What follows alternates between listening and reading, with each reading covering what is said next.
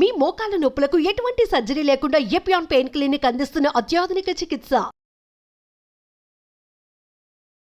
Kidneys యొక్క పాత్ర ఏంటి సార్ శరీరం? ఈ రక్తంలో చేరినటువంటి మలిన పదార్థాలన్నింటినీ కూడా బయటికి పోవడానికి ముఖ్యమైన ఒకే ఒక మార్గం మనకి కిడ్నీస్ ద్వారా జరుగుతుంది.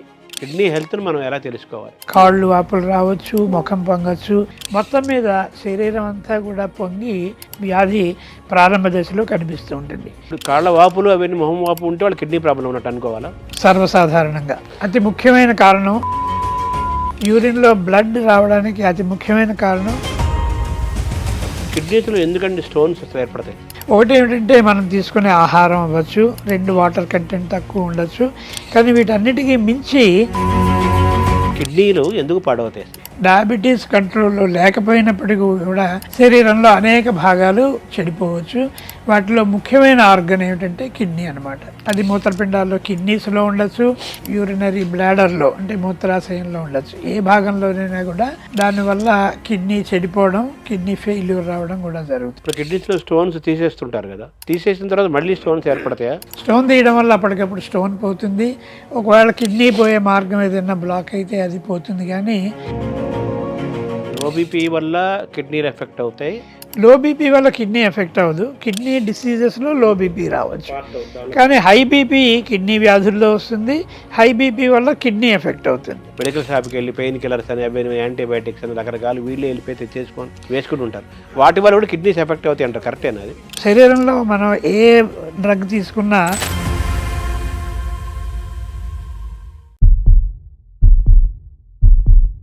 నమస్కారం. మనతో పాటు వరల్డ్ రెనౌండ్ ప్రపంచ ప్రఖ్యాతి చెందిన నెఫ్రాలజిస్టు డాక్టర్ రవిరాజ్ గారు ఉన్నారు. వారు నెఫ్రాలజిస్టుగా ఎంత ప్రసిద్ధిలో వైద్య విభాగంలో, వైద్య శాస్త్రంలో ఉమ్మడి ఆంధ్రదేశంలో చాలా ప్రసిద్ధులు. వైద్య విద్యకు విశ్వవిద్యాలయం వారు గతంలో వైస్ ఛాన్సలర్గా చేశారు. ప్రస్తుతం అపోలో యూనివర్సిటీకి ప్రో ఛాన్సలర్గా ఉన్నారు. ఉద్దానం కిడ్నీ సమస్యల పరిష్కారంలో రవిరాజు గారు పోషించిన పాత్ర చాలా పెద్దది. అనేక మంది ముఖ్యమంత్రులు మారినా, ఎవరు ముఖ్యమంత్రి అధికారంలో ఉన్నా రవిరాజు గారి సలహాలు తీసుకుంటారు. ఇప్పుడు కూడా ప్రభుత్వంలో సలహాలు ఇవ్వటంలో కీలక పాత్ర పోషిస్తున్నారు. ముఖ్యంగా వారి విభాగం నెఫ్రాలజీ కాబట్టి దానికి సంబంధించిన ఆరోగ్యపరంగా మనం ఎటువంటి జాగ్రత్తలు తీసుకోవాలి, ఏం చేయాలి, ఏం చేయకూడదు, కిడ్నీస్ని ఏ విధంగా కాపాడుకోవాలి, ఇవన్నీ కూడా డాక్టర్ గారి ద్వారా తెలుసుకునే ప్రయత్నం చేద్దాం. నమస్తే డాక్టర్ గారు. నమస్తే శర్మ గారు. నమస్కారం. సుమన్ టీవీ ప్రేక్షకులందరికీ నా నమస్కారాలు. కిడ్నీస్ యొక్క పాత్ర ఏంటి సార్ శరీరంలో? కిడ్నీస్ మన శరీరంలో 2 ఉంటాయి. అది శరీరంలో వెన్నెముకకి ఇరుప్రక్కల వెనక భాగంలో ఉంటాయి. అయితే ఈ 2 కిడ్నీలు కూడా శరీరంలో పోషించే పాత్ర చాలా ప్రముఖమైంది. ఈ కిడ్నీకి సంబంధించిన వ్యాధులకి వాటి అధ్యయనాన్ని, తర్వాత చికిత్స చేసే ఆ విభాగాన్ని నెఫ్రాలజీ విభాగం అని అంటాం. శరీరంలో కిడ్నీ పోషించే ముఖ్యమైన పాత్ర, దాని ప్రాముఖ్యతని మీకు చెప్తాను. శరీరంలో మనం తీసుకున్న ఆహార పదార్థాలన్నీ కూడా, లేదా శరీరంలో అనేక రకాలైన మెటబాలిక్ యాక్టివిటీస్ జరుగుతూ ఉంటాయి. ఈ ఆహార పదార్థాలన్నీ పచనమయ్యి శరీర భాగాల కింద మారేటప్పుడు, అలాగే శరీరంలో మెటబాలిక్ యాక్టివిటీస్ వల్ల ఏర్పడినటువంటి మలిన పదార్థాలు అంటాం, అనేక మెటీరియల్స్ తయారవుతాయి. ఇవి కొన్ని టాక్సిక్ మెటీరియల్స్ ఉంటాయి, కొన్ని మలిన పదార్థాలు ఉంటాయి. ఇవన్నీ కూడా రక్తంలో చేరుతూ ఉంటాయి అన్నమాట. ఈ రక్తంలో చేరినటువంటి మలిన పదార్థాలన్నింటినీ కూడా బయటికి పోవడానికి ముఖ్యమైన ఒకే ఒక మార్గం మనకి కిడ్నీస్ ద్వారా జరుగుతుంది. అంటే కిడ్నీస్ శరీరంలో బ్లడ్ని ప్యూరిఫై చేసి, అంటే ఫిల్టర్ చేసి ప్యూరిఫై చేసే ముఖ్యమైన ఆర్గన్. ఇది మనందరికీ చాలామందికి తెలుసున్న విషయం. కిడ్నీస్ ఒక ఎక్స్క్రీటరీ ఆర్గన్ అని కానీ, ప్యూరిఫై చేసే ఆర్గన్ అని కానీ అందరికీ తెలుసు. అయితే కిడ్నీస్ ఎంతకంటే కొన్ని ముఖ్యమైన పనులు చేస్తుంటాయి. వాటిలో అతి ముఖ్యమైనది ఏమిటంటే శరీరంలో బ్లడ్ ప్రెషర్ని మెయింటైన్ చేస్తుంది. మామూలుగా అందరూ అనుకుంటూ ఉంటారు బ్లడ్ ప్రెషర్ మెయింటైన్ చేయడం అన్నది హార్ట్ పని అనుకుంటూ ఉంటారు.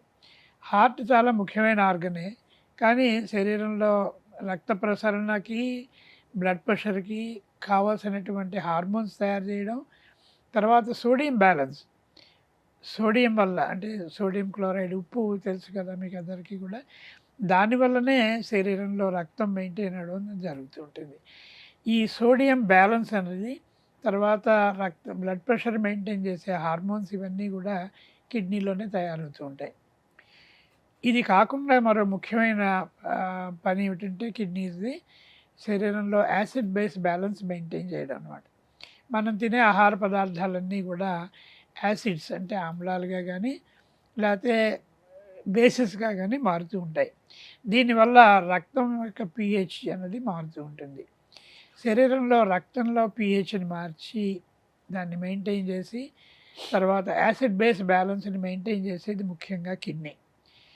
ఊపిరితిత్తులు, కిడ్నీ ఇవి రెండు కలిసి మన శరీరంలో ఈ యాసిడ్ బేస్ బ్యాలెన్స్ని దీన్ని సరిగా ఉండేలా చేస్తూ ఉంటాయన్నమాట. ఇది మూడో ముఖ్యమైన పని. ఇది కాకుండా ఇంకొక హార్మోనల్ యాక్టివిటీ ఉంది కిడ్నీకి. అదేమిటంటే శరీరంలో రక్తం ఎంత ఉండాలి, హెమోగ్లోబిన్ కంటెంట్ ఎంత ఉండాలి అన్నది నిర్ణయించేది ముఖ్యంగా కిడ్నీ. కిడ్నీలో తయారయ్యే ఎరిథ్రోపాయిటిన్ అనే ఒక హార్మోన్ వల్ల ఈ బోన్ మ్యారో స్టిమ్యులేట్ అయ్యి దానివల్ల మన రక్తంలో రక్త కణాల్లో హెమోగ్లోబిన్ మెయింటైన్ అవుతుంది అన్నమాట. ఇది కాకుండా విటమిన్ డి ఇది కూడా కిడ్నీలోనే యాక్టివేట్ అవుతుంది అన్నమాట.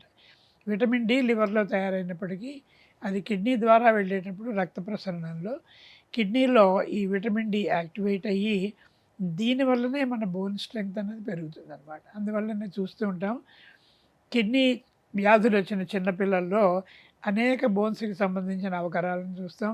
వాళ్ళలో గ్రోత్ తగ్గిపోతుంది. పెద్దవాళ్ళలో అయితే బోన్స్ వీకెన్ అయ్యి ఫ్రాక్చర్స్ అవ్వడం అది జరుగుతుంది. ఈ రకంగా కిడ్నీ మన శరీరంలో అనేకమైనటువంటి పనులు చేస్తూ ఉంటుంది. ముఖ్యంగా శరీరంలో బ్లడ్ని ఫిల్టర్ చేస్తూ ఉంటుంది. ఇన్సులిన్ కిడ్నీకి లింక్ ఉంటుంది సార్. ఇన్సులిన్ వ్యవస్థకి కిడ్నీకి సంబంధం ఏంటంటే ఇన్సులిన్ మీకు అందరికీ తెలుసు ప్యాంక్రియాస్లో తయారవుతుంది. దానివల్ల శరీరంలో బ్లడ్ గ్లూకోజ్ లెవెల్స్ మెయింటైన్ అవుతాయి. అయితే సుమారుగా 40% ఇన్సులిన్ కిడ్నీ ద్వారా బయటికి పోతూ ఉంటుంది. అందువల్లనే కిడ్నీ వ్యాధి ఉన్న వాళ్ళకి బాడీలో ఇన్సులిన్ లెవెల్స్ పెరిగి నెమ్మదిగా వాళ్ళకి షుగర్ లెవెల్స్ తగ్గుతూ ఉంటాయి. అంతకుముందు డయాబెటీస్ ఉన్న వాళ్ళకైతే డయాబెటీస్ పూర్తిగా నార్మల్ అయిపోయే ఛాన్స్ ఉంటుంది. అందువల్ల ఇన్సులిన్ లేకపోయినప్పటికీ కూడా బయట నుంచి మనం ఇన్సులిన్ ఇవ్వకపోయినప్పటికీ కూడా వీళ్ళ రక్తంలో బ్లడ్ గ్లూకోజ్ నార్మల్గా మెయింటైన్ అవుతూ ఉంటుంది. శరీరంలో జీవ ప్రక్రియకి, మెటబాలిజంకి, బయలాజికల్ యాక్టివిటీకి, మనిషిని యొక్క ఆరోగ్యాన్ని బ్యాలెన్స్ చేయడానికి, కాపాడటానికి, ప్రొటెక్ట్ చేయడానికి కిడ్నీ యొక్క పాత్ర చాలా కీలకమైంది. అంతే కదా మీరు చెప్పిన చాలా కీలకమైంది సారాంశం. అయితే కిడ్నీకి చాలామంది కిడ్నీ ఎఫెక్ట్ అవుతుంది. చాలామందికి కిడ్నీ పరంగా ఇబ్బందులు పడుతున్నారు.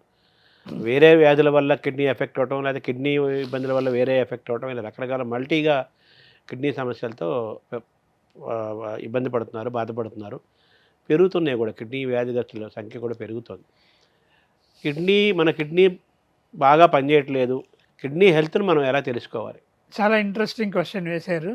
ఎందువల్లంటే కిడ్నీ వ్యాధి ఎలా వచ్చింది అని తెలుసుకోవడం చాలా ముఖ్యం అన్నమాట. లేకపోతే మనం దాని గురించి పట్టించుకోకపోయి అది చాలా చివరి దశకు వెళ్ళే వరకు కూడా మనకి తెలియకపోవచ్చు. ఇది కిడ్నీ వ్యాధి వచ్చిందని ఎలా తెలుస్తుందంటే మీకు ఇందాక చెప్పాను, బాడీలో బ్లడ్ ప్రెషర్ని మెయింటైన్ చేసే ముఖ్యమైన ఆర్గన్ కిడ్నీ. అందువల్ల అన్ని కిడ్నీ వ్యాధుల్లోనూ కూడా బ్లడ్ ప్రెషర్ పెరుగుతుంది. అది హై బ్లడ్ ప్రెషర్ వచ్చినప్పుడు మనం వెంటనే కిడ్నీని చెక్ చేసుకుంటూ ఉండాలి. దీనికి ఉదాహరణకు మీకు చెప్తాను. మన శరీరంలో బ్లడ్ ప్రెషర్ ఇంక్రీజ్ అవ్వడానికి కిడ్నీ వ్యాధి మూల కారణం ఎలాగో హై బ్లడ్ ప్రెషర్ వల్ల కిడ్నీ కూడా డ్యామేజ్ అవుతూ ఉంటుంది. అంచేత కిడ్నీ దీనికి మెయిన్గా ఒక ఎండ్ ఆర్గన్ అవ్వచ్చు లేదా టార్గెట్ ఆర్గన్ అవ్వచ్చు. కిడ్నీ వల్లే బ్లడ్ ప్రెషర్ ఇంక్రీజ్ అవుతుంది. అలాగే బ్లడ్ ప్రెషర్ ఇంక్రీజ్ అవ్వడం వల్ల కిడ్నీ డ్యామేజ్ అవుతూ ఉంటుంది. రెండు రకాలుగా కూడా కిడ్నీ డ్యామేజ్ అవుతుంది. ఇది ఒక ముఖ్యమైన వ్యాధి లక్షణం. రెండోది ఏమిటంటే శరీరంలో కిడ్నీ ఫిల్టర్ చేస్తుందని చెప్పాను. మన మలిన పదార్థాలన్నీ కూడా ఇలా ఫిల్టరేషన్ చేసినప్పుడు మలిన పదార్థాలన్నీ కూడా కిడ్నీ వ్యాధి ఉన్న వాళ్ళకి రక్తంలో చేరిపోతూ ఉంటాయి.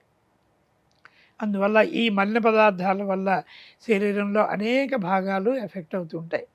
ఉదాహరణకి నెయిల్స్ నుంచి హెయిర్ వరకు, అలాగే ఇంటర్నల్ ఆర్గన్స్లో అన్నీ హార్ట్ ఎఫెక్ట్ అవ్వచ్చు, బ్రెయిన్ ఎఫెక్ట్ అవ్వచ్చు, లంగ్స్ ఎఫెక్ట్ అవ్వచ్చు. అలాగే శరీరంలో అన్ని ఆర్గన్స్ కూడా ఈ రక్తంలో ఉండే మలిన పదార్థాల వల్ల ఎఫెక్ట్ అవ్వచ్చు అనమాట. అంచేత కిడ్నీ వ్యాధి వచ్చిన వాళ్ళకి శరీరంలో అన్ని అన్ని అవయవాలు కూడా ఎఫెక్ట్ అవుతాయి. అయితే మనకి పైకి తెలియడానికి వ్యాధి ఎర్లీ స్టేజ్లో బ్లడ్ ప్రెషర్ పెరిగినట్టుగానే ఇంకో ముఖ్యమైనది ఏమిటంటే కాళ్ళు వాపులు కానీ ముఖం పొంగడం కానీ జరుగుతుంటుంది. దీనికి కారణం ఏంటంటే నేను ఇందాక మళ్ళీ మీకు చెప్పాను, ఈ శరీరంలో సోడియం బ్యాలెన్స్ మెయింటైన్ చేసేది ముఖ్యంగా కిడ్నీ. అంటే మనం తీసుకున్న ఆహార పదార్థాల్లో ఉన్న ఈ సోడియం క్లోరైడ్ అంటే ఉప్పు, తర్వాత మనం అనేక ఆహార పదార్థాలకు ఉప్పు లేకుండా తినం. అంచేత ఈ ఉప్పు బయటికి పోవాలంటే కిడ్నీ ద్వారానే బయటికి పోతుంది.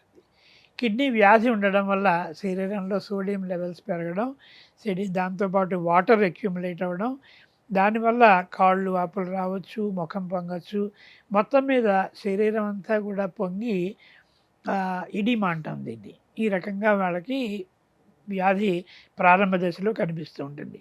తర్వాత క్రమంగా ఏమవుతుందంటే ఈ బాడీలో హిమోగ్లోబిన్ లెవెల్స్ తగ్గిపోతాయి. అందువల్ల వీళ్ళు ఈజీగా టైర్ అయిపోవడం, తర్వాత నడుస్తున్నప్పుడు కానీ మెట్లు ఎక్కుతున్నప్పుడు కానీ ఆయాసం రావడం, తర్వాత వీళ్ళల్లో ఆకలి తగ్గిపోవడం, ఇటువంటి లక్షణాలన్నీ కూడా రక్తలేమి వల్ల ఇటువంటి లక్షణాలు వస్తాయో, కిడ్నీ వ్యాధి వల్ల వచ్చే రక్తలేమి వల్ల కూడా ఇటువంటి లక్షణాలన్నీ వస్తాయి. ఇది మూడవ ముఖ్యమైన లక్షణం అన్నమాట. తర్వాత దీనివల్ల ఇంకా ఏంటంటే యాసిడ్ బేస్ బ్యాలెన్స్ దెబ్బతినడం వల్ల వీళ్ళందరికీ ఆయాసం రావడం, అలాగే ఈజీగా టైర్ అయిపోతూ ఉండడం, ఇంకా అడ్వాన్స్ అయినప్పుడు బోన్స్ అన్నీ కూడా వీకెన్ అవ్వడం వల్ల బోన్స్ ఫ్రాక్చర్స్ అవుతూ ఉండడం, ఇటువంటి లక్షణాలన్నీ కూడా కిడ్నీ వ్యాధిని బారిన పడిన వాళ్ళకి వస్తూ ఉంటాయి. అంచేత ముఖ్యంగా మనం వీళ్ళందరూ కూడా ప్రారంభ దశలో ఈ లక్షణాలు మిగతా ఆర్గన్స్ ఎఫెక్ట్ అయితే ఏ లక్షణాలు ఉంటాయో అవే ఉంటాయి.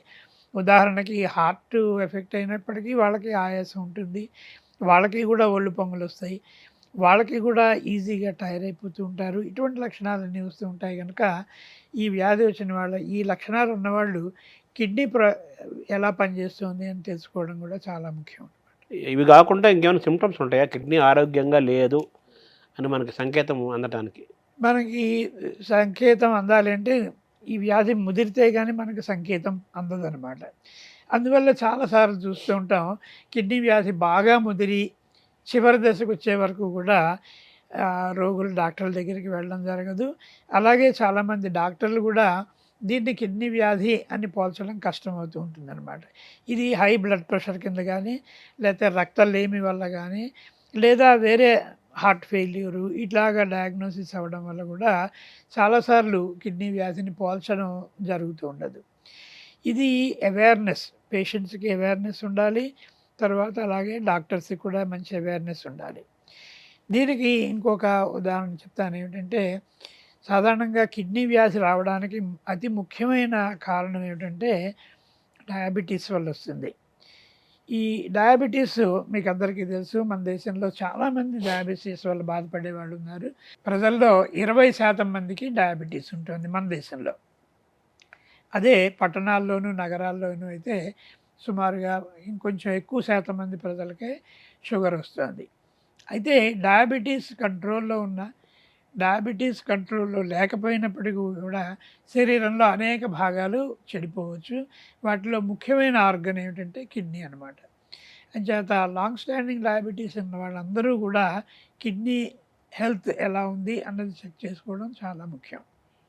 హైపర్ టెన్షన్ వాళ్ళు అదే రకంగా రెండో ముఖ్యమైనది ఏమిటంటే హైపర్ టెన్షన్ అన్నది సర్వసాధారణంగా ఏ విధమైన శరీరంలో ఇంకొక వ్యాధి లేకుండా వాళ్ళకి జెనెటిక్గానే బ్లడ్ ప్రెషర్ ఇంక్రీజ్ అవుతుందన్నమాట. దీన్ని మామూలుగా డాక్టర్ల పరిభాషలో ఏమిటంటే ఎసెన్షియల్ హైపర్ టెన్షన్ అంటాం. అంటే బ్లడ్ ప్రెషరు హైపర్ టెన్షన్కి for which there is no reason, no etiology. ఇది 180% మందిలో ఈ రకంగానే ఉంటుంది. కానీ ఒక 20% నుంచి 15% లోపు వరకు కూడా మనుషులకి ఏదో ఒక వ్యాధి ఉండడం వల్ల బ్లడ్ ప్రెషర్ పెరుగుతుంది. ఆ వ్యాధుల్లో ముఖ్యమైనది కిడ్నీ వ్యాధి అనమాట. చేత హై బ్లడ్ ప్రెషర్ ఉన్న వాళ్ళందరూ కూడా కిడ్నీ హెల్త్ ఎలా ఉంది అని చెక్ చేసుకోవడం ముఖ్యం. అలాగే కిడ్నీ వ్యాధి బారిపడిన వాళ్ళందరూ కూడా బ్లడ్ ప్రెషర్ ఎలా ఉంది అని చూసుకోవడం, దాన్ని కంట్రోల్ చేసుకోవడం వల్లే కిడ్నీ ప్రొటెక్ట్ అవుతుంది. హై బ్లడ్ ప్రెషర్ వల్ల వచ్చే మిగతా వ్యాధులు కూడా రాకుండా ఉంటాయి అన్నమాట. థైరాయిడ్, హార్ట్ ప్రాబ్లమ్స్ ఉన్న వాళ్ళు ఉంటారు కదా, దానికి కిడ్నీ హెల్త్కి లింక్ ఉందా? కిడ్నీ వ్యాధికి దానికి కూడా కొంత సంబంధం ఉంది. మూడో ముఖ్యమైన విషయం నేను ఇందాక చెప్పింది ఏంటంటే జెనెటిక్ ప్రాబ్లమ్స్ ఉంటాయి. అనేక జన్యుపరమైన సంబంధమైన వ్యాధుల వల్ల కూడా కిడ్నీ చెడిపోవడానికి అవకాశం ఉంది. ఇది చిన్నపిల్లల్లో ఎక్కువగా వ్యాధి రావడానికి ఇది ఒకటి. తర్వాత మన దేశంలో పాలిసిస్టిక్ కిడ్నీ డిసీజ్ అనే వ్యాధి కూడా ఎక్కువగా ఉంటుంది. ఇది కూడా ఒక జన్యుపరమైన వ్యాధి. దీనివల్ల సుమారుగా 40-45 సంవత్సరాలకు వచ్చేసరికి కిడ్నీ ఫంక్షన్ తగ్గడం, తర్వాత వాళ్ళు కిడ్నీ ఫెయిల్యూర్కి వెళ్ళడం జరుగుతూ ఉంటుంది. ఇవన్నీ కాకుండా ముఖ్యంగా కిడ్నీ వ్యాధి రావడానికి యూరినరీ ఇన్ఫెక్షన్స్ అనమాట. ఈ యూరినరీ ఇన్ఫెక్షన్స్ బాగా రావడం, వాటిని కంట్రోల్ చేయకపోవడం, ప్రారంభ దశలో వాటిని నివారించకపోవడం వల్ల కూడా కిడ్నీ వ్యాధి రావడానికి, కిడ్నీ ఫంక్షన్ తగ్గిపోవడానికి కూడా చాలా అవకాశం ఉంది. ఇంకోటి మీకు అందరికీ తెలుసున్నది, చాలా కామన్ డిసీజ్ ఏమిటంటే కిడ్నీ స్టోన్స్. మూత్రపిండాల్లో రాళ్ళు ఏర్పడవచ్చు. అది మూత్రపిండాల్లో కిడ్నీస్లో ఉండొచ్చు, లేదా కిడ్నీ నుంచి కిందకు వచ్చే ట్యూబ్స్లో ఉండొచ్చు, లేదా కింద యూరినరీ బ్లాడర్లో అంటే మూత్రాశయంలో ఉండొచ్చు. ఏ భాగంలోనైనా కూడా శరీరంలో రాళ్ళు ఏర్పడే అవకాశం ఉంటుంది. ఈ రాళ్ళు ఏర్పడడానికి కారణాలు అవి మీకు తర్వాత చెప్తాను. కానీ ఈ రాళ్ళ వల్ల కూడా క్రమంగా కిడ్నీ బ్లాక్ అవ్వడం, దానివల్ల కిడ్నీ చెడిపోవడం, కిడ్నీ ఫెయిల్యూర్ రావడం కూడా జరుగుతుంది. ఇది కూడా ఒక ముఖ్యమైన వ్యాధి అన్నమాట. అంటే మనకి diabetes, high blood pressure, urinary infections, జన్యు సంబంధమైన వ్యాధులు ఎలాగో అలాగే ఈ కిడ్నీ స్టోన్స్, రీనల్ క్యాలిక్యులై అంటాం మెడికల్ టెర్మినాలజీలో, వాటి వల్ల కూడా కిడ్నీ ఫెయిల్యూర్ సంభవించవచ్చు. లో బీపీకి ఏం సంబంధం ఉండదా కిడ్నీ హెల్త్? ఉంటుంది. తర్వాత వీటన్నిటికంటే కూడా ముఖ్యమైన ఇంకొక కారణం ఉంది. అది ఇమ్యునలాజికల్ డిసీజెస్ అంటాం. అంటే డయాబెటీసు, హైపర్ టెన్షను తర్వాత అతి ముఖ్యమైన వ్యాధి ఇది. కిడ్నీకి వచ్చే వ్యాధుల్లో ఇది ఇమ్యునలాజికల్ డిసీజెస్. ఇవి చాలా ముఖ్యమైనది. దీనికి సరైన కారణం ఇదమిత్తం అని తెలియదు. కానీ శరీరంలో ఎక్కడ ఇన్ఫెక్షన్ వచ్చినా దానివల్ల వచ్చే యాంటీబాడీస్ తయారవడం వల్ల కానీ, లేదా ఆటో ఇమ్యూన్ డిసీజెస్ అంటాం, వాటి గురించి మీరు వినుంటారు. ఈ ఆటో ఇమ్యూన్ డిసీజెస్ అంటే కీళ్ళకు సంబంధించిన వ్యాధులు, రుమటాయిడ్ ఆర్థరైటిస్, అలాగే శరీరంలో అనేక భాగాలను ఎఫెక్ట్ చేసే సిస్టమిక్ లూపస్ ఎరిథమెటోసిస్ అని SLE అని కామన్గా అంటూ ఉంటాం. ఇలాగా ఆటో ఇమ్యూన్ డిసీజెస్ శరీరంలో అనేక భాగాలను ఎఫెక్ట్ చేస్తూ ఉండొచ్చు. ఈ ఆటో ఇమ్యూన్ డిసీజెస్ మిగతా అవయవాలను ఎలా ఎఫెక్ట్ చేస్తాయో కిడ్నీని కూడా అలా డ్యామేజ్ చేస్తాయి. దానివల్ల కానీ, లేదా ఆటో ఇమ్యూన్ డిసీజెస్ ఇన్ఫెక్షన్ ద్వారా వచ్చినవి కానీ, వీటన్నిటినీ కలిపి కంబైన్డ్గా గ్లోమెరులోనెఫ్రైటిస్ అంటాం. డయాబెటీసు, హైపర్ టెన్షను తర్వాత మూడవ ముఖ్యమైన వ్యాధి వల్ల ఏది అంటే దీనివల్ల కిడ్నీస్ ఎఫెక్ట్ అవుతాయి. దాన్నే గ్లోమెరులోనెఫ్రైటిస్ అంటాం. అంటే మామూలుగా అది కిడ్నీలో ఫిల్టరింగ్ స్ట్రక్చర్ని గ్లోమెరులస్ అంటాం. మెయిన్ స్ట్రక్చర్ నెఫ్రాన్లో అతి ముఖ్యమైన భాగం గ్లోమెరులస్. తర్వాత దాంట్లోనే బ్లడ్ ఫిల్టర్ అవ్వడం జరుగుతుంది. ఫిల్టర్ అయిన యూరిన్ గ్లోమెరులస్ నుంచి ట్యూబ్యూల్స్ ద్వారా మూత్రనాళాల్లోకి వచ్చి అది బయటికి పోతూ ఉంటుంది అనమాట. అంచేత ఈ ఇమ్యునలాజికల్ డిసీజెస్ వల్ల గ్లోమెరులస్ ఎఫెక్ట్ అవ్వచ్చు, లేదా ట్యూబ్యూల్స్ ఎఫెక్ట్ అవ్వచ్చు. ఈ రెండు ఎఫెక్ట్ అవ్వడం వల్ల కిడ్నీ వ్యాధులు వస్తుంటాయి. ఇది మూడవ ముఖ్యమైన కారణం అనమాట. సో లో బీపీకి కిడ్నీ ఎఫెక్ట్ అవ్వ? కొన్ని వ్యాధుల్లో, కిడ్నీకి సంబంధించిన వ్యాధుల్లో లో బీపీ వస్తుంది. ఇది ఏ రకంగా వస్తుందంటే మీకు ఇందాక చెప్పాను, బాడీలో సోడియం బ్యాలెన్స్ మెయింటైన్ చేసేది కిడ్నీ. సోడియం బ్యాలెన్స్ మెయింటైన్ చేయడంలో సోడియం రిటెన్షన్ అంటే బాడీలోంచి ఉప్పు బయటికి పోకుండా, ఎందువల్లంటే సోడియం లెవెల్స్ మెయింటైన్ అవ్వడం అనేది శరీరంలో మిగతా అవయవాలన్నీ నార్మల్గా ఫంక్షన్ చేయాలంటే సోడియం లెవెల్స్ చాలా ముఖ్యం, ముఖ్యంగా బ్రెయిన్ ఫంక్షన్కి కూడా. అలాగే బ్లడ్ ప్రెషర్ మెయింటైన్ అవ్వడానికి కూడా కిడ్నీ చాలా ముఖ్యమైనది. సో చాలా వ్యాధుల్లో ఈ సోడియం లెవెల్స్ సరిగా ఫిల్టర్ అవ్వకపోవడం వల్ల బాడీలో సోడియం రిటైన్ అయిపోయి, దాంతోపాటు వాటర్ కూడా రిటెన్షన్ రావడం వల్ల శరీరం అంతా పొంగిపోవడం జరుగుతుంది. అదే ఇందాక ఎడిమా అని చెప్పాను. కానీ కొన్ని కిడ్నీ వ్యాధుల్లో సోడియం లాస్ ఎక్కువగా ఉంటుంది. అంటే కిడ్నీ సోడియంని రిటైన్ చేయలేక సోడియం యూరిన్ ద్వారా బయటికి పోతుంది. వీటిని సాల్ట్ లూజింగ్ డిజార్డర్స్ అంటాం. వీటి వల్ల సోడియం లెవెల్స్ తగ్గిపోయి బ్లడ్ ప్రెషర్ తగ్గిపోతూ ఉంటుంది అన్నమాట. చేత కిడ్నీ వ్యాధులు కొన్ని చాలా వరకు హై బ్లడ్ ప్రెషర్ ఉంటుంది, కానీ కొన్ని స్పెషల్ కిడ్నీ వ్యాధుల్లో బ్లడ్ ప్రెషర్ కూడా తగ్గిపోవచ్చు. లో బీపీ కూడా లో బీపీ వల్ల కిడ్నీలు ఎఫెక్ట్ అవుతాయి. లో బీపీ వల్ల కిడ్నీ ఎఫెక్ట్ అవ్వదు, కిడ్నీ డిసీజెస్లో లో బీపీ రావచ్చు. కానీ హై బీపీ కిడ్నీ వ్యాధుల్లో వస్తుంది, హై బీపీ వల్ల కిడ్నీ ఎఫెక్ట్ అవుతుంది. మామూలుగా ప్రివెన్షన్ అంటారు కదా, prevention is better than cure అంటారు కదా. ఇందులో టెస్టుల యొక్క పాత్ర అండి. టెస్టులు మామూలు వాళ్ళు టెస్టులు ఈ కిడ్నీకి సంబంధించిన ఆరోగ్యాన్ని ఎలా చెకప్ చేసుకోవాలి, షుగరు బీపీ లాంటివి ఉన్న వాళ్ళు ఎప్పుడెప్పుడు చెక్ చేసుకోవాలి, ఇవేమి లేని వాళ్ళు ఎప్పుడు చెక్ చేసుకోవాలి? నా ముఖ్యమైన అనుభవంలో గత 40 సంవత్సరాలుగా నేను స్టూడెంట్స్ అందరికీ, మెడికల్ స్టూడెంట్స్ ఎంబీబీఎస్ లెవెల్, ఎండి, ఆర్డిఎం లెవెల్లో అందరికీ స్టూడెంట్స్కి క్లాసులు చెప్పడం, నెఫ్రాలజీ ట్రైనింగ్ ఇవ్వడం జరుగుతుంది. కనుక మొదటి నుంచి కూడా మేము స్టూడెంట్స్లోను మెడికల్ డాక్టర్స్లో కూడా చూస్తున్న ప్రాబ్లం ఏంటంటే బ్లడ్ ప్రెషర్ అనగానే హార్ట్కి రిలేట్ చేస్తుంటారు. నేను ఇందాక చెప్పినట్టుగానే ఏ హార్ట్ డిసీజ్ వల్ల కూడా బ్లడ్ ప్రెషర్ ఇంక్రీజ్ అవ్వదు. అన్ని కిడ్నీ వ్యాధుల్లోనూ కూడా బ్లడ్ ప్రెషర్ ఇంక్రీజ్ అవుతుంది. కిడ్నీకి సంబంధించిన మందులు వాడడం వల్లే బ్లడ్ ప్రెషర్ కంట్రోల్లో కూడా వస్తుంది. అంచేత హై బ్లడ్ ప్రెషర్ ఉన్నప్పుడు ఎప్పుడూ కూడా కిడ్నీ ఎలా పనిచేస్తోంది, కిడ్నీ ఫంక్షన్ నిర్ధారణ చేసుకోవడం చాలా అవసరమని అప్పటి నుంచి అందరికీ చెప్తూనే ఉంటాం. అయినప్పటికీ కిడ్నీ హైపర్ టెన్షన్ కోరిలేట్ చేయడం అన్నది జరగకపోవడం వల్లే చాలా వరకు కిడ్నీ వ్యాధుల్ని పోల్చకపోవడం, కిడ్నీ వ్యాధి లేట్ స్టేజ్ వచ్చే వరకు కూడా దాన్ని రికగ్నైజ్ చేయకపోవడం జరుగుతుంది. అందువల్ల మీ ఛానల్ ద్వారా కూడా ఈ ఇంపార్టెంట్ పాయింట్ నేను స్ట్రెస్ చేస్తున్నాను. టెస్టుల గురించి ఏంటంటే ముఖ్యమైనవి 2 ముఖ్యమైన టెస్టులు ఉంటాయి. ఒకటి యూరిన్ టెస్ట్ చేయడం ద్వారా కిడ్నీ వ్యాధి బయటపడుతుంది, రెండోది బ్లడ్ టెస్ట్ చేయడం వల్ల కూడా బయటపడుతుంది.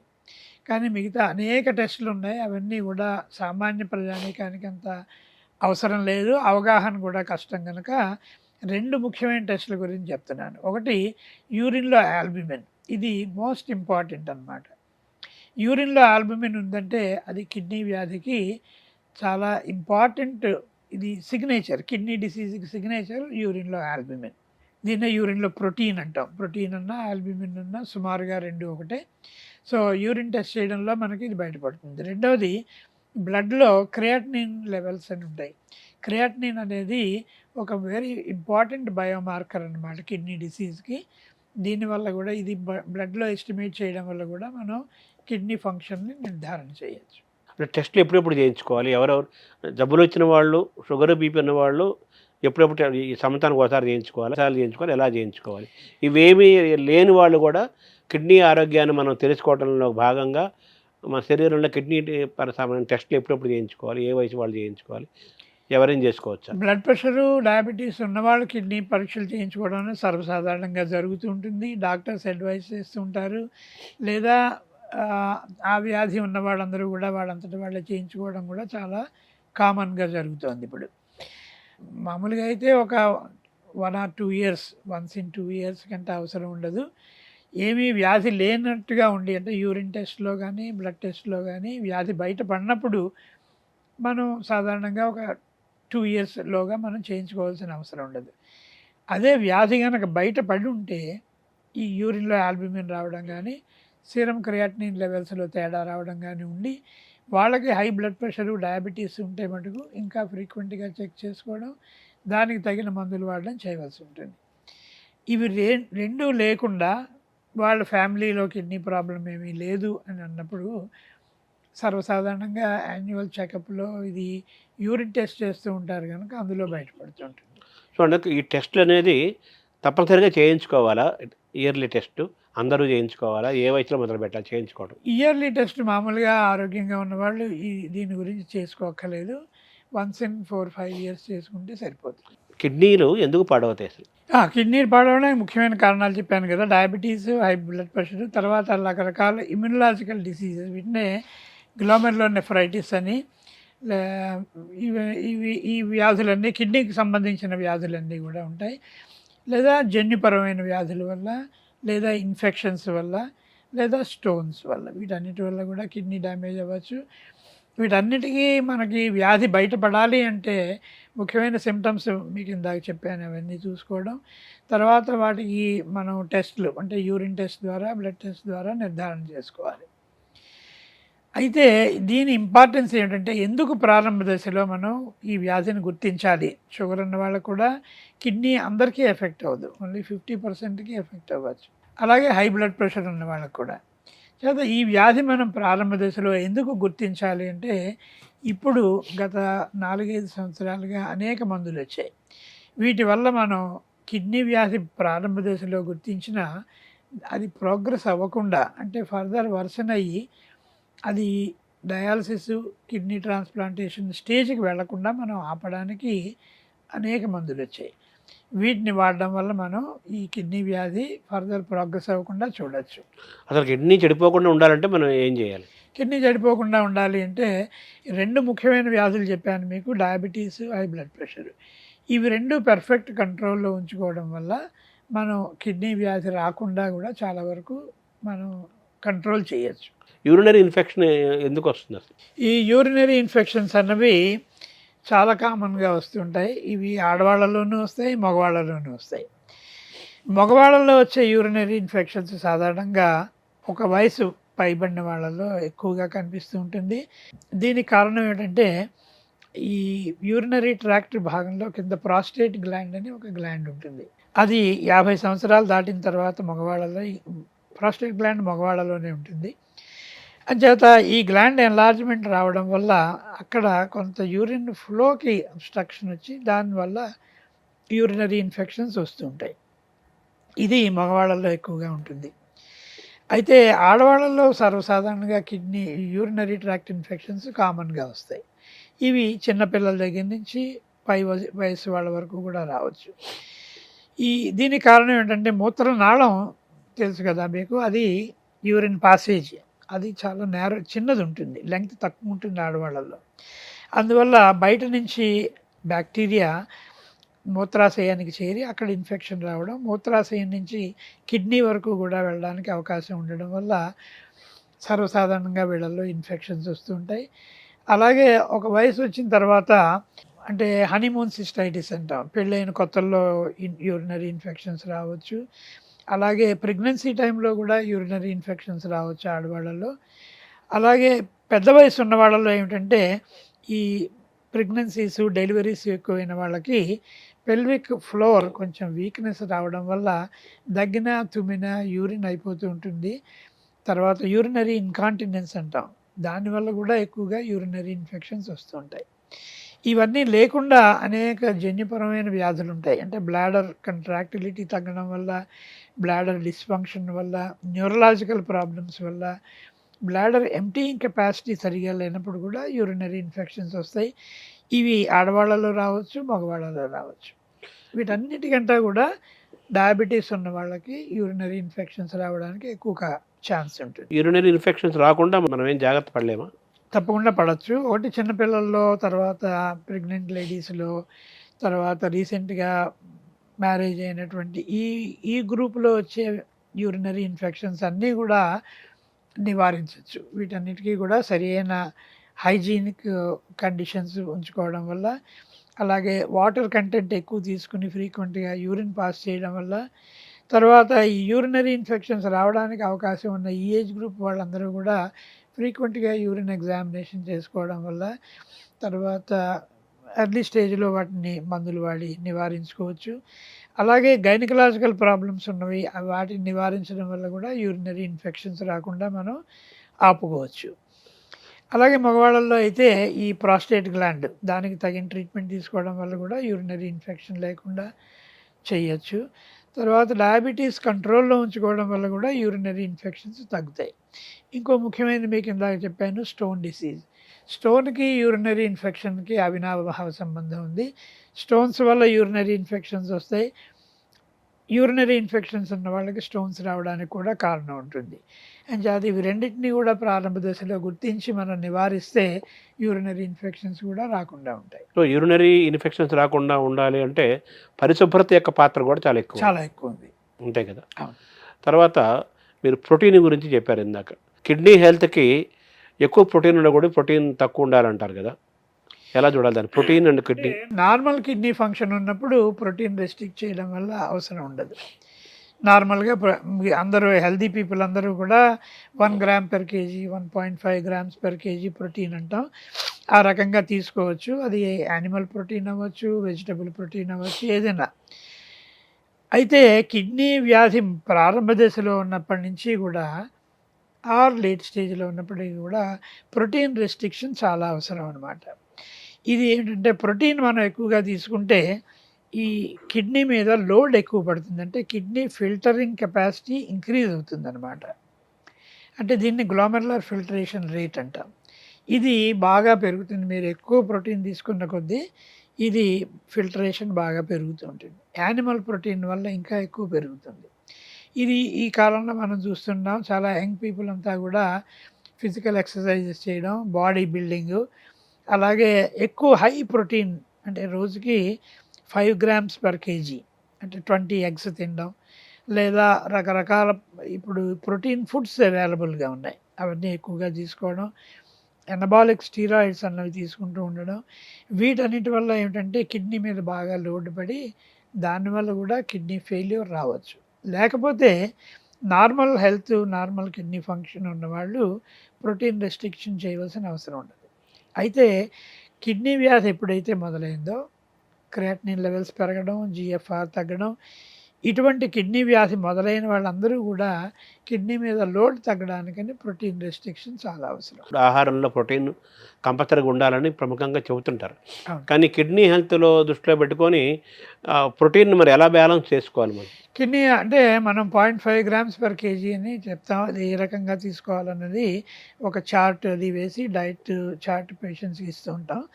ఆ డీటెయిల్స్లోకి వెళ్లకుండా బ్రాడ్గా నేను చెప్పేది ఏంటంటే ప్రోటీన్ కంటెంట్ తగ్గించాలి. అయితే ప్రోటీన్ ఎందుకు తగ్గించాలంటే ఒకటి కిడ్నీ మీద లోడ్ పడడమే కాకుండా కిడ్నీ ఫిల్టరింగ్ కెపాసిటీ తగ్గడం వల్ల ఈ ప్రోటీన్ అంతా కూడా బాడీలో కొన్ని మలిన పదార్థాల కింద కన్వర్ట్ అవుతుంది మెటబాలిజం వల్ల. అందువల్ల యూరియా లెవెల్స్ పెరుగుతాయి. అందువల్ల దీనివల్ల కిడ్నీ వ్యాధి వల్ల వచ్చే అనేక దుష్ఫలితాలన్నీ కూడా ఈ యూరియా వల్లే. క్రియాటినిన్, యూరియా లెవెల్స్ పెరగడం వల్లే ఇవన్నీ వస్తాయి కనుక వీటిని యూరిమిక్ టాక్సిన్స్ అంటాం. అందువల్ల ప్రోటీన్ తగ్గించడం వల్ల ఈ యూరిమిక్ టాక్సిన్స్ లెవెల్స్ తగ్గి ఈ సిమ్టమ్స్ అన్నీ కూడా తగ్గుతాయి. దానివల్ల శరీరానికి ఈ విధమైన నష్టం ఉండదు. 0.5 గ్రామ్స్ తీసుకుంటూ ఇప్పుడు కొన్ని ఎసెన్షియల్ అమినో యాసిడ్స్ అన్నవి మనకి క్యాప్సూల్స్ రూపంలో కూడా దొరుకుతున్నాయి.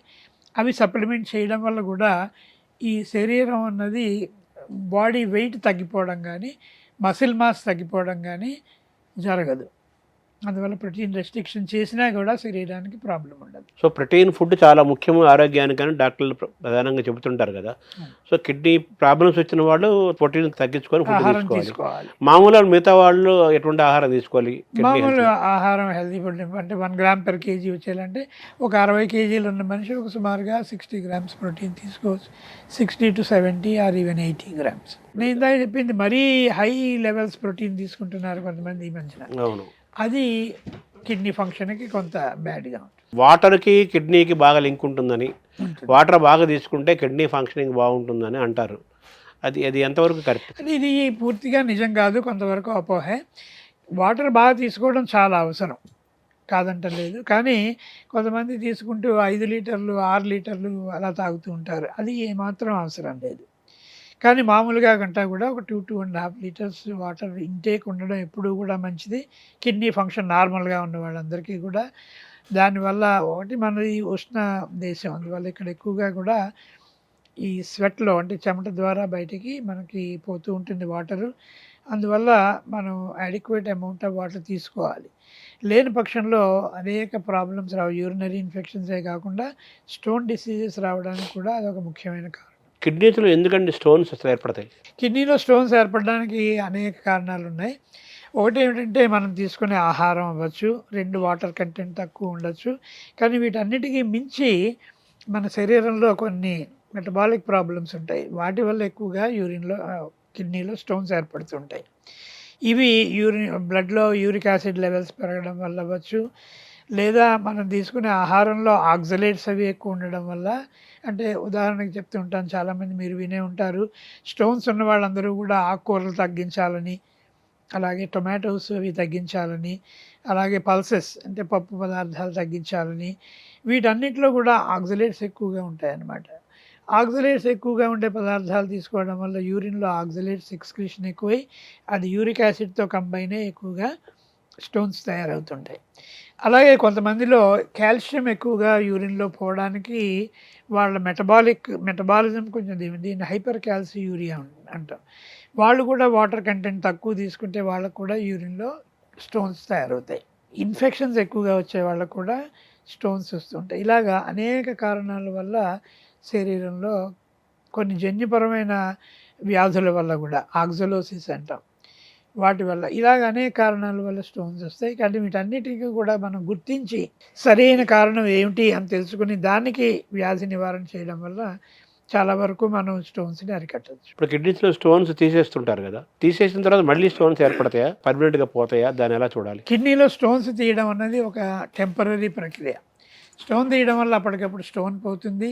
ఒకవేళ కిడ్నీ పోయే మార్గం ఏదైనా బ్లాక్ అయితే అది పోతుంది. కానీ మళ్ళీ స్టోన్ ఏర్పడకుండా మనం ఈ మెటబాలిక్ ప్రాబ్లమ్స్ ఏమైనా ఉన్నాయా అనేది చూసి దానికి సరైన మందులు, సరైన ఆహారం తీసుకోకపోతే మళ్ళీ స్టోన్స్ రావడానికి చాలా అవకాశం ఉంది. ఇప్పుడు కిడ్నీ క్యాన్సర్ కూడా పెరుగుతుంది. కిడ్నీ క్యాన్సర్కి కూడా చాలా కారణాలు ఉన్నాయి. కానీ ఇదమిత్తమైన కారణం ఇది అని మనకు తెలియదు ఇంతవరకు. కానీ దీన్నే రీనల్ సెల్ కార్సినోమా అంటే ఎక్కువగా అది కిడ్నీలో వస్తుంది. అలాగే కిడ్నీ నుంచి కిందకు వచ్చే ట్యూబ్స్లో, బ్లాడర్లో, అలాగే ప్రాస్టేట్ గ్లాండ్లో కూడా క్యాన్సర్ రావచ్చు.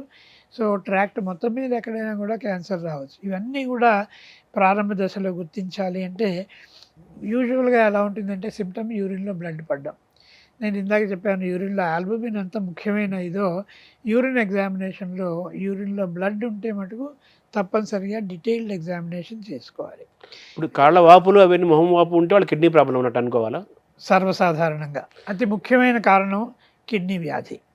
అలాగే యూరిన్లో ఆల్బుమిన్ ఉండడానికి అతి ముఖ్యమైన కారణం కిడ్నీ వ్యాధి.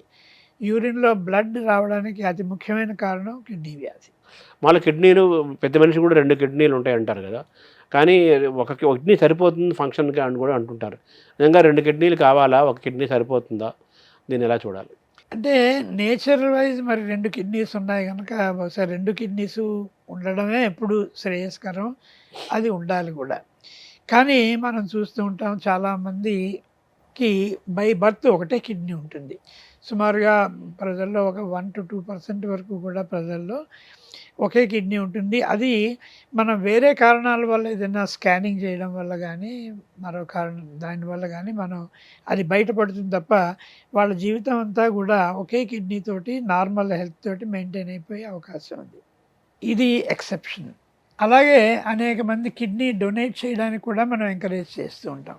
వాళ్ళ సమీప బంధువులు ఎవరికైనా కిడ్నీ ఫెయిల్యూర్ వస్తే వీళ్ళు కిడ్నీ డొనేట్ చేయొచ్చు. అంటే వీళ్ళ ఆరోగ్యం కనుక నార్మల్గా ఉండి వీళ్ళకి డయాబెటీస్, బ్లడ్ ప్రెషర్ ఇటువంటి వ్యాధులు ఏమీ లేకుండా అంతవరకు కిడ్నీ ఫంక్షన్ నార్మల్గా ఉన్నప్పుడు వాళ్ళు కిడ్నీ డొనేట్ చేయొచ్చు. డొనేట్ చేసిన వాళ్ళకు కూడా ఒకే కిడ్నీ ఉంటుంది. అలాగే ఒక్కొక్కసారి ఒక కిడ్నీ ఏదో కారణం వల్ల ట్యూబర్కులోసిస్ వల్ల లేకపోతే ఇన్ఫెక్షన్ వల్ల స్టోన్ వల్ల ఒక కిడ్నీ మాత్రమే చెడిపోయి ఇంకో కిడ్నీ బాగుంటే ఆ చెడిపోయిన కిడ్నీ తీసేయడం కూడా జరుగుతుంటుంది. ఇలాగా సింగిల్ కిడ్నీ ఉండడానికి అవకాశాలు చాలా ఉన్నాయి. వీళ్ళందరిలో కూడా సింగిల్ కిడ్నీ ఉన్న వాళ్ళకి ఫ్యూచర్లో కిడ్నీ ఫంక్షన్ తగ్గడానికి అవకాశం ఉంది, లేకపోలేదు. అందుకే కిడ్నీ డొనేట్ చేయడానికి వచ్చిన వాళ్ళకు కూడా మనం చెప్తూ ఉంటాం, మీకు ఇప్పుడు హెల్త్ అంతా నార్మల్గా ఉంది, మీ కిడ్నీ డొనేట్ చేయడం వల్ల ఒక కిడ్నీ వల్ల మీకు నార్మల్ హెల్త్ ఉండడానికి అవకాశం ఉంది.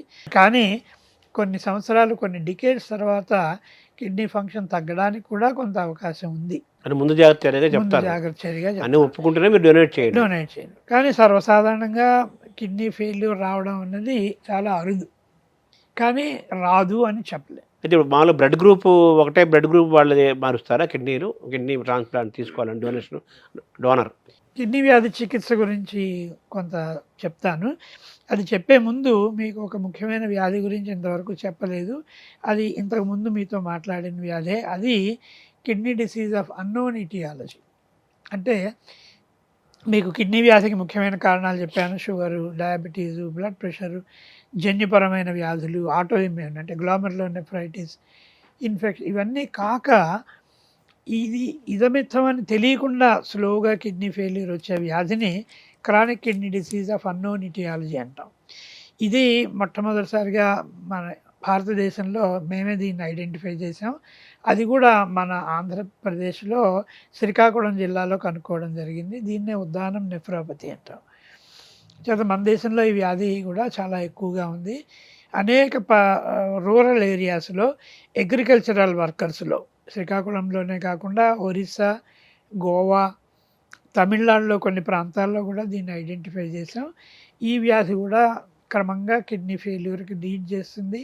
వీటన్నిటికీ కూడా ప్రారంభ దశలో ఐడెంటిఫై చేయడం చాలా ముఖ్యం. ఇది మీకు ఇందాక నుంచి చెప్తూనే ఉన్నాను. బీపీ కంట్రోల్ చేయడం, షుగర్ లెవెల్స్ కంట్రోల్ చేయడం, తర్వాత యూరినరీ ఇన్ఫెక్షన్స్, కిడ్నీ స్టోన్స్ మొదలైన వ్యాధులన్నీ కూడా మనం ఐడెంటిఫై చేసి వాటిని క్యూర్ చేసుకోవడం. అంతేకాకుండా కిడ్నీ వ్యాధి వచ్చినప్పుడు దాన్ని ప్రారంభ దశలో గుర్తిస్తే మనకి ఇప్పుడు అనేక కొత్త మందులు ఉన్నాయి. అవి వాడడం వల్ల ఫర్దర్ డ్యామేజ్ అవ్వకుండా మనం కిడ్నీ ప్రాబ్లమ్ని నివారించుకోవచ్చు. ఏది ఈ ఉద్దానం నెఫ్రోపతికి బహుశా వాటర్లో ఉండే టాక్సిన్ ఏదో దాన్ని అవుతుంది. ఇది పరిశోధనలు ఇంకా అవుతున్నాయి. కారణం ఇది అని ఇంతవరకు మనం నిర్ధారించడం జరగలేదు. కానీ దానికి ముఖ్యమైన కారణం బహుశా ఇది వాటర్ కంటామినేషన్ వల్ల, వాటర్లో ఉండే ఒక టాక్సిక్ మెటీరియల్ కిడ్నీ డ్యామేజ్ చేయడం వల్ల వస్తుంది అని అనుకుంటున్నాం. కానీ దీనికి ఏమైనా జన్యుపరమైన కారణం ఉందా అన్నది ఇప్పుడు పరిశోధనలు చేస్తున్నాం. ప్రకాశం జిల్లా చేమకుర్తి, కనిగిరి ఆ ప్రాంతంలో కూడా ప్రబలుతుంది అంటున్నారు కదా? కరెక్ట్. అక్కడ కూడా మేము చేసాం. సుమారుగా 12% ప్రజల్లో ఈ ప్రాబ్లం కనిపించింది ప్రకాశం జిల్లా చేమకుర్తి ప్రాంతంలో. ఇవి కాకుండా ఇది చెప్పబోతున్నాను. ఇది కాకుండా చెప్పేది ఏమిటంటే కిడ్నీ వ్యాధుల్ని మనం ట్రీట్మెంట్ ఎలా ఇవ్వాలి. ప్రారంభ దశలో దాని గురించి మీకు చెప్పాను. మందులు ఉన్నాయి. మందుల ద్వారా ఒక లెవెల్కి కిడ్నీ ఫంక్షన్ తగ్గిపోయినా, లేదా ఆ స్టేజ్లోనే లేట్ స్టేజ్లోనే పేషెంట్స్ వచ్చినా మనకి ట్రీట్మెంట్ ఇవ్వడానికి కన్జర్వేటివ్ మేనేజ్మెంట్ అంటాం. అంటే వీళ్ళకు ఉండే సిమ్టమ్స్ అన్నీ తగ్గించడానికి బ్లడ్ ప్రెషర్ కంట్రోల్ చేస్తాం. ఎడీమా అంటే వాటర్ అక్యూములేట్ అవ్వడం వల్ల వచ్చే ప్రాబ్లమ్స్ అన్నీ ట్రీట్ చేయడం. తర్వాత అలాగే ఎనీమియా, రక్తలేమి, దీనికి మందులు ఇవ్వడం. తర్వాత బోన్ స్ట్రెంగ్త్ ఇంప్రూవ్ చేయడానికి, అలాగే శరీరంలో ఏర్పడే అనేక electrolyte and acid base abnormalities control చేయడానికి అనేక మందులు ఇవ్వడం వల్ల కిడ్నీ ఫంక్షన్ సుమారుగా 90% పోయే వరకు కూడా మనం మందులతో వీళ్ళని మేనేజ్ చేసుకోవచ్చు. అంటే సిమ్టమ్స్ లేకుండా, లైఫ్ రిస్క్ లేకుండా మనం కాపాడచ్చు. కానీ ఎప్పుడైతే సుమారుగా 85 to 90% కిడ్నీ ఫంక్షన్ తగ్గిపోయిందో అప్పుడు మనం ఇంకా డయాలసిస్ ద్వారానే వీళ్ళకి చికిత్స చేయవలసి ఉంటుంది. అదే స్టేజ్లో కిడ్నీ ట్రాన్స్ప్లాంటేషన్ కూడా అవసరం అవుతుంటుంది. కిడ్నీ ట్రాన్స్ప్లాంట్ జరిగి కొత్త కిడ్నీ వేస్తే ఇంకప్పుడు డయాలసిస్ అవసరం ఉండదు. ఇంకప్పుడు కిడ్నీ ట్రాన్స్ప్లాంటేషన్ తర్వాత నార్మల్ కిడ్నీ ఫంక్షన్ వస్తుంది కనుక ఇంకప్పుడు డయాలసిస్ అవసరం ఉండదు. తర్వాత ఈ డయాలసిస్ విషయంలో 90% కిడ్నీ ఎఫెక్ట్ అయిన తర్వాతనే నా డయాలసిస్ స్టార్ట్ చేయాలి. అంతవరకు డయాలసిస్ అవసరం ఉండదు. 85 to 90%. సో కిడ్నీ ట్రాన్స్ప్లాంట్ తోటే మనకి మళ్ళీ ఆ కిడ్నీ ఆపరేషన్స్ మొదలవుతాయి కాబట్టి ఇబ్బంది లేదు. పూర్తి ఫంక్షన్ రావాలి అంటే కిడ్నీ ట్రాన్స్ప్లాంటేషన్ జరగాలన్నమాట. డయాలసిస్ వల్ల చాలా వరకు మనిషి జీవితానికి ప్రాబ్లం లేకుండా, లైఫ్ రిస్క్ లేకుండా మనం మేనేజ్ చేయొచ్చు. డయాలసిస్ మీద 25 సంవత్సరాలు 30 సంవత్సరాలు ఉన్నవాళ్ళు కూడా ఉన్నారు. ఇది మన దేశంలో కూడా చాలా ప్రాచుర్యంలోకి వచ్చింది, అందుబాటులో ఉంది. అన్ని చిన్న చిన్న ప్రాంతాల్లో కూడా మనకి డయాలసిస్ ఫెసిలిటీ ఉంది. గవర్నమెంట్ ఇప్పుడు ఫ్రీగా డయాలసిస్ ఇస్తుంది. మీకు ఇంకోటి చెప్పేది, ఆంధ్రప్రదేశ్లోనే కాకుండా మొత్తం ఇండియాలో కూడా ఈ ఫ్రీ హిమోడయాలసిస్ అన్నది మేమే మొదలుపెట్టాము. నేను డిఎంఈగా ఉండగా 2010 సంవత్సరాల్లో. అంతకుముందు ఎక్కడా కూడా ఫ్రీ డయాలసిస్ లేదు మన దేశంలో. ఆ టైంలో ఈ వైద్య సేవ పథకం ద్వారా ఫ్రీ డయాలసిస్ మొట్టమొదటిసారిగా ఆంధ్రప్రదేశ్లో మొదలుపెట్టాం. తర్వాత అనేక రాష్ట్రాల్లో దీన్ని ఉదాహరణగా తీసుకుని ఈ ప్రక్రియను మొదలుపెట్టారు. అందువల్ల ఇప్పటికీ మన భారతదేశంలో ప్రజలకి చాలా వరకు కూడా అవసరమైన వాళ్ళకి డయాలసిస్ అందుబాటులోనే. డయాలసిస్ స్టేజ్కి వచ్చామని భయభ్రాంతులకు గురవాల్సిన అవసరం ఉంటుందా? ఎలా చూడాలి? ఒకటి, డయాలసిస్ గురించి అపోహ పెట్టుకోక్కర్లేదు. 2, డయాలసిస్ వల్ల ఏదైనా బ్యాడ్ ఎఫెక్ట్స్ ఉంటాయని కూడా అపోహక్కర్లేదు. దీనివల్ల లైఫ్ ప్రొలాంగ్ అవుతుంది. దీనివల్ల మంచి జరుగుతుంది తప్ప శరీరానికి అంటే కొంతమంది డయాలసిస్ మీదే అతను బతుకుతున్నాడు, డయాలసిస్ అనేది సైకలాజికల్ ముందు అతను డిప్రెషన్కి వెళ్ళిపోతున్నారు కదా. అది ఉండకూడదు. ఇది లైఫ్ సేవింగ్ ప్రొసీజరు. అది ఒక సప్లిమెంట్ కింద తీసుకుని దాన్ని అవసరమైన వాళ్ళు చేసుకోవాలి. కానీ తర్వాత కిడ్నీ వ్యాధులు అన్నీ కూడా ఇలాగ క్రానిక్ ప్రాబ్లమ్సే ఉండవు. అనేక కిడ్నీ వ్యాధులు అక్యూట్ కిడ్నీ ఫెయిల్యూర్స్ అంట, అవన్నీ కూడా రికవర్ అవుతాయి. ఆ పార్ట్ మనం ఇక్కడ మాట్లాడుకోలేదు, అది ఎందుకంటే అది వేరే సబ్జెక్ట్ అవ్వడం వల్ల. ఇప్పుడు చాలామంది జనము డాక్టర్ ప్రిస్క్రిప్షన్ ఇవ్వకుండా, ఏం సంబంధం లేకుండా మెడికల్ షాప్కి వెళ్ళి పెయిన్ కిల్లర్స్ అని, అవి యాంటీబయాటిక్స్ అని రకరకాలు వీళ్ళే వెళ్ళిపోయి తెచ్చేసుకొని వేసుకుని ఉంటారు. వాటి వల్ల కూడా కిడ్నీస్ ఎఫెక్ట్ అవుతాయి అంటారు, కరెక్టేనా అది? ఇది చాలా ముఖ్యమైన ప్రశ్న. మనం ఇందాక నుంచి ఎందుకో మిగతా వ్యాధుల గురించి డిస్కస్ చేయడంలో దీన్ని కొంత పక్కన పెట్టేయడం జరిగింది. మీరు చెప్పింది డ్రగ్స్ వల్ల శరీరంలో మనం ఏ డ్రగ్ తీసుకున్నా అది లివర్ ద్వారా కానీ డీటాక్సిఫై అవ్వచ్చు, లేదా కిడ్నీలో డీటాక్సిఫై అయ్యి కిడ్నీ ద్వారా ఎక్స్క్రీట్ అవ్వచ్చు అనమాట. అందువల్ల డ్రగ్స్ అన్నీ కూడా కిడ్నీ వ్యాధి కలిగించడానికి చాలా అవకాశం ఉంది. వాటిలో ముఖ్యమైనవి యాంటీబయాటిక్స్ అవ్వచ్చు, లేదా పెయిన్ కిల్లర్స్. ఈ రెండింటి వల్ల ఇవన్నీ ఇండిస్క్రిమినేట్ యూజ్ అంటాం. అంటే అవసరం లేనప్పుడు వాడడం, అధిక మోతాదులో వాడడం, తర్వాత సరైన ఇండికేషన్ లేక పెయిన్ రిలీవర్స్ అలవాటు అయిపోయి అలా వేసేసుకుంటూ ఉంటారు. వీటి వల్ల కూడా కిడ్నీ ఫంక్షన్ తగ్గిపోవచ్చు. సో డాక్టర్ ప్రిస్క్రిప్షన్ తోటి చాలా జాగ్రత్తగా ఏ మందైనా సరే చాలా జాగ్రత్తగా వాడాలి. యాంటీబయాటిక్స్ పెయిన్ కిల్లర్ విషయంలో డాక్టర్ వితౌట్ ప్రిస్క్రిప్షన్ వాడకూడదు. అంటే చాలా వాడు అమ్మకూడదు, వీడు తీసుకొనకూడదు, కొనకూడదు, పేషెంట్లు వాడకూడదు, పేషెంట్ వీళ్ళు మనుషులు వాడకూడదు, వాడు అమ్మకూడదు.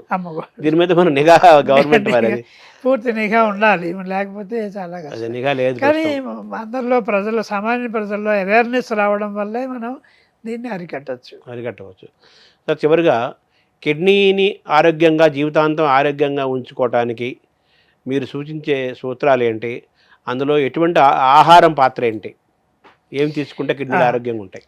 అంటే ఆహారం పాత్ర చాలా ఉంటుంది. ముఖ్యమైనది ఏంటంటే మేము దాకా నుంచి అనేక స్ట్రెస్ చేసి చెప్పింది బ్లడ్ ప్రెషరు, డయాబెటీస్. ఇవి రెండు కూడా కంట్రోల్ చేసుకోవడం వల్ల చాలా వరకు 150% వరకు కూడా కిడ్నీ వ్యాధుల్ని నివారించవచ్చు. కిడ్నీ వ్యాధులు వచ్చిన తర్వాత కూడా మనం దాన్ని ప్రోగ్రెస్ అయ్యి ఎండ్ స్టేజ్కి వెళ్ళి డయాలసిస్, కిడ్నీ మార్పిడి అవసరం లేకుండా చాలా వరకు మనం నివారించుకోవచ్చు. ఆహారం సార్, ఆహారం పోతే ఇంకా ఇండిస్క్రిమినేట్ యూజ్, మెడిసిన్స్ అనవసరంగా అది ఒక ఇంపార్టెంట్ ఆస్పెక్ట్. మూడోది కిడ్నీ డిసీజ్ని ప్రారంభ దశలో గుర్తించడం. అంటే కిడ్నీ వ్యాధుల గురించి ఒక రకమైన అవగాహన, అవేర్నెస్ రావడం వల్ల ప్రారంభ దశలో గుర్తించడం వల్ల కూడా కిడ్నీ వ్యాధి ప్రోగ్రెస్ అవ్వకుండా చూడవచ్చు. ఇవన్నీ పక్కన పెడితే ఆహారం చాలా ముఖ్యమైనది. ఆహారంలో మనం హెల్తీ ఫుడ్ తీసుకోవడం అన్నది మిగతా ఆర్గన్స్కి ఎంత ముఖ్యమో కిడ్నీ కూడా అంత ముఖ్యమైనటువంటిది ఉంటుంది. తర్వాత సోడియం లెవెల్స్, సాల్ట్ ఎక్కువ తీసుకోకపోవడం, వాటర్ కంటెంట్ బాగా ఉండేలా చూసుకోవడం, తర్వాత ఈ యూరిక్ యాసిడ్ బ్లడ్లో ఎక్కువ ఉన్నవాళ్ళు దానికి తగిన జాగ్రత్తలు తీసుకుంటూ, దానికి ప్రతి కిడ్నీ వ్యాధికి ఒక్కొక్క రకమైన పథ్యం ఉందన్నమాట. మనం ఇది అని చెప్పలేం. కానీ నార్మల్ హెల్త్ ఉన్నవాళ్ళు ఈ కిడ్నీని ప్రొటెక్ట్ చేసుకోవడానికి ఆహారం అంటూ ఏమి ఉండదు. జనరల్ హెల్త్ మెయింటైన్ చేయడానికి తప్ప అంతకుమించి వేరే ఉండదు. ప్రత్యేకంగా కిడ్నీ కాపాడుకోవడానికి ఆహారం అంటే ఏమి లేదు. అంతా అలా ఏమి ఉండదు. మనం ఆహార నియమాలు పాటించి వ్యాయామం అది చేసుకోవడం, వాకింగ్ లాంటివి చేసుకొని కరెక్ట్ అంతే ఉంటే ఆటోమేటిక్గా మిగతా మెటాబాలిక్ యాక్టివిటీస్ పర్ఫెక్ట్గా ఉండడం వల్ల కిడ్నీ ప్రొటెక్ట్ అవుతుంది. అంతే తప్ప కిడ్నీ ప్రొటెక్ట్ చేయడానికి ఈ డైట్ తీసుకోండి అలా ఉండదు. కానీ కిడ్నీ వ్యాధి వచ్చిన తర్వాత, అంటే అది వెరీ ఎర్లీ స్టేజ్ అవ్వచ్చు, లేదా మోడరేట్లీ అడ్వాన్స్డ్ అవ్వచ్చు, అప్పుడు మటుకు ఆహారానికి చాలా ఇంపార్టెన్స్ ఉంది. అది ఆ కండిషన్ని బట్టి మనం అడ్వైస్ చేయడం జరుగుతుంది. కిడ్నీల ఆరోగ్యంలో మనం తీసుకునే ఆహారము, వ్యాయామము, తర్వాత మందుల వాడకంలో శ్రద్ధ వహించడంతో పాటు నిద్ర మనిషి యొక్క మానసికమైన ఆలోచన విధానాల యొక్క ప్రభావం ఉంటుందా? ఉంటుంది. అది ఇండైరెక్ట్గా, అంటే బ్లడ్ ప్రెషర్ మీద ఎఫెక్ట్ ఉండడం ద్వారా కిడ్నీ ప్రొటెక్ట్ అవుతుంది. స్లీపేనా అంతే, బ్లడ్ ప్రెషర్ ద్వారా తప్ప డైరెక్ట్గా కిడ్నీకి స్లీప్కి సంబంధం లేదు. ఓవరాల్గా మన శరీరంలో అతి ముఖ్యమైన కిడ్నీ విషయం పట్ల ఉమ్, ఆ కిడ్నీ ఏం ఫంక్షన్ చేస్తుంది, దానికి డిస్ఫంక్షనింగ్ ఏంటి, అనారోగ్యాలు ఏంటి, ఆరోగ్యం ఏంటి, ఇవన్నీ కూడా అందరూ కూడా తెలుసుకోవాలి. తెలుసుకోవాలి. ముందు క్రమశిక్షణతో కానీ జీవిస్తే చాలా వరకు కిడ్నీ కానీ ఎటువంటి ఆర్గాన్స్ దెబ్బతినకుండా ఉంటాయి. కరెక్ట్. అంతే అంతే. థ్యాంక్ యూ డాక్టర్ గారు. నమస్తే. నమస్కారం.